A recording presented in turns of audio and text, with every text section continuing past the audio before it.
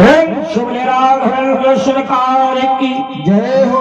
आइए मैं निवेदन कर रहा था, रावण ने जैसे रघुवंश को बुलाया, रघुवंश ने कहा बोलो प्रभु आदेश क्या है। रावण को सब तो डरते हैं उस समय। विश्व विश्व शिकर राक्षस राक्षस को सुकंत कमंड रे कमंड रावण राज करे निज मंत्र। विचार करो जिसके यहाँ पवन देवता भैया झाड़ू लगाओ या कमलवान होगा, मेघ पानी भरे, सूर्य उसके कहने से बाहर निकले, यमराज कहने से काम करे तो कमलवान होगा।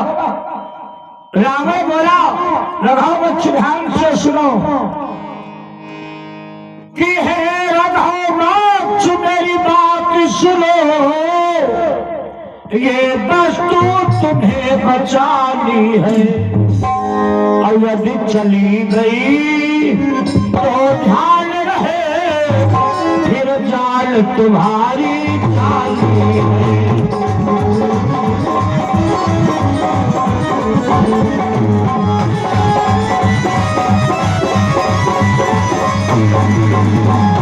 रावण बोला ये मंजूषा बेटी मैं तुम्हें सौंप रहा हूं, याद रखना अगर गायब हो गई तो तुम्हें मार डालूंगा। रघुवंश ने कहा क्षमा कीजिए प्रभु, मैं पूर्ण जिम्मेदारी से रक्षा करूंगा। रावण तो लंका चला गया। इधर ब्रह्मा जी ने विचार किया, वाह रावण ने तो हमारी कलमें तोड़ दी, जिस समय निकता हो कलमें तोड़ दी, अब क्या करें। तो ब्रह्मा जी ब्रह्मलोक से दौड़े, रावण का भेष बनाया। इधर क्या हो रहा जानते हो, जब कन्या की विदाई का समय आया तो भैया कन्या गायब। भाई बड़े घर की बात अगर कही जाए तो बदनामी होगी। तो राजा कौशल नरेश अपने मित्र से बोले भाई आपकी भी कन्या फरानी है, मित्र वही है जो मित्र के काम में आवे।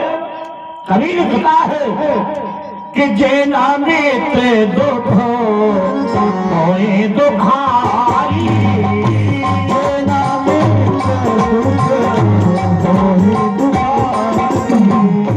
जेना मित्र दुखो की दुखारी, जेना मित्र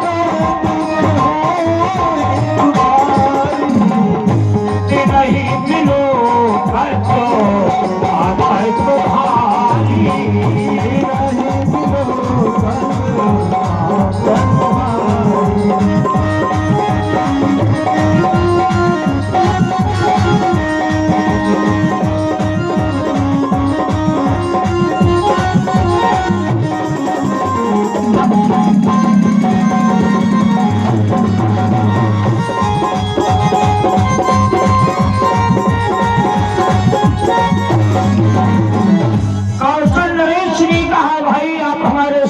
तो मैंने विवाह तो कौशल्या का किया, लेकिन पता नहीं कहाँ पे दिया गायब हो गई।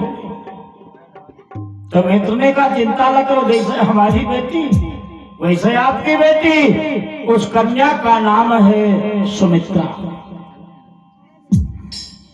तो राजा कौशल नरेश ने विचार किया अगर फिर से भावना लगाता हूं तो भेद खुल जाएगा। भाई बदनामी की बात है, और दर्शक ही कोई साधारण राजा नहीं है। ध्यान दीजिए, जिसके भुजाओं के बल पर देवता राज्य करते हो, और उसकी अगर बदनामी हो गई तो बातें खराब। सुमित्रा को वैसे ही सजा करके मर्यादा बचाने के लिए और पालकी में बिठलवा दिया।